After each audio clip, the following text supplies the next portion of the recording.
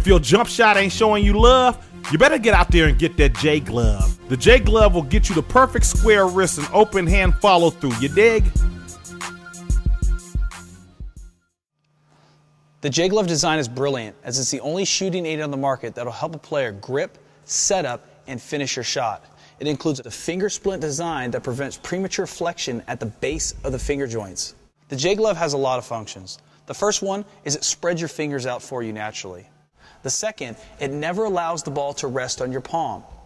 As you see on the screen, if the ball is ever resting on your palm, your index finger will not touch the ball. The only way your index finger will touch the ball is if you roll it off your palm and onto your finger pads. This is a really important concept because now the ball is properly balanced in my hand, but also you notice my wrist is in full extension. If I ever put my wrist not in full extension, once again, my index finger will not touch the ball. The last and most important function is the J glove eliminates side-to-side wrist action. A lot of players flex their index finger too early. If I was to shoot the basketball and flex my index finger too early, you'll notice my wrist will finish outward, which is about what 95% of all players do. Some will flex their ring finger too early, which will cause their wrist to finish inward. Now the J glove eliminates finger flexion because of the splint design so that you can only finish with an open hand follow through and your wrist on a frontal plane. As I like to tell people, the J glove is like a problem solver. It tells you what your flaws are. The first thing you're going to do is you're going to put on the glove, you're going to come back in the house and say, I've made more shots in the last 5 minutes than I've made in any training session. And it's true, because what it's doing is it's telling you what you're doing wrong. If you shoot better with the glove, you know you had inefficiencies in one of those areas in your wrist joint and creating that open hand follow through to allow you to shoot straight.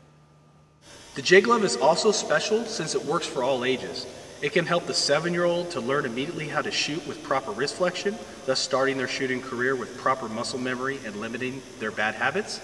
Also, it can help the 11-year-old learn how to bring the ball up higher on the release to shoot like an older player, thus getting them through the constant struggle of keeping the ball off their palm.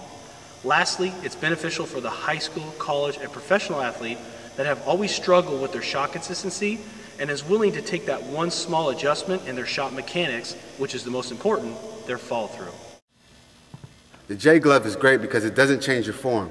It just exposes the flaws in your follow through, which can be changed and helped really quickly.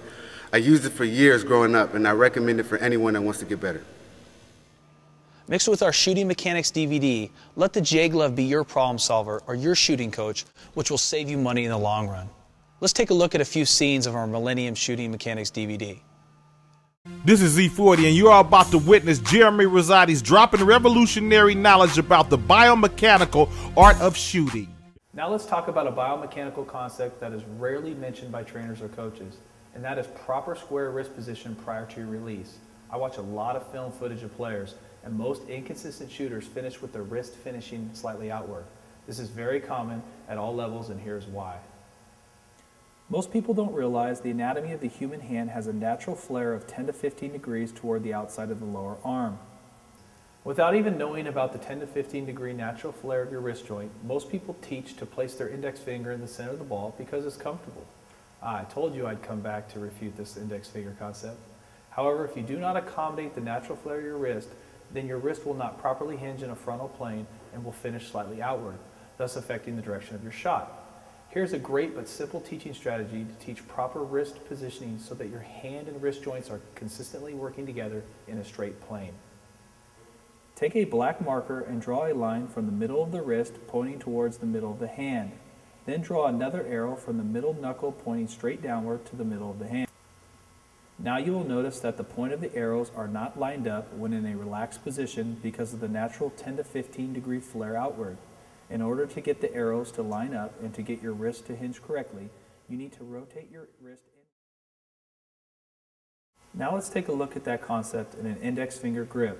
As you can see, the arrows are not lined up with your index finger in the center of the basketball.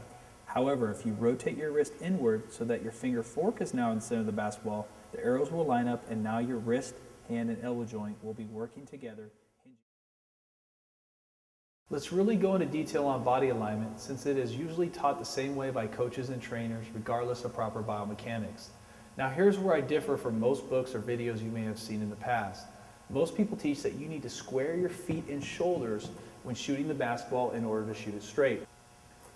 I completely disagree with this teaching principle and preach that your feet should be slightly angled inward around 5 to 10 degrees. Some of you are screaming at your television right now saying that you won't be square if your feet aren't pointed directly at the rim.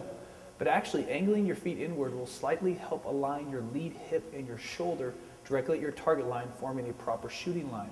Let's take a look at a few visuals and explain the term shooting line. On the screen, you'll see that Tony's feet are slightly angled inward, and his hip, shoulder, elbow, and wrist joint are lined up relatively straight, forming a proper shooting line. A proper shooting line allows the joints to be working together, hinging smoothly through the whole entire shooting motion. However, on this screen, Tony's feet are square to the basket, and you'll notice that his shooting line is now skewed. Therefore, simple biomechanics tells me his various joints will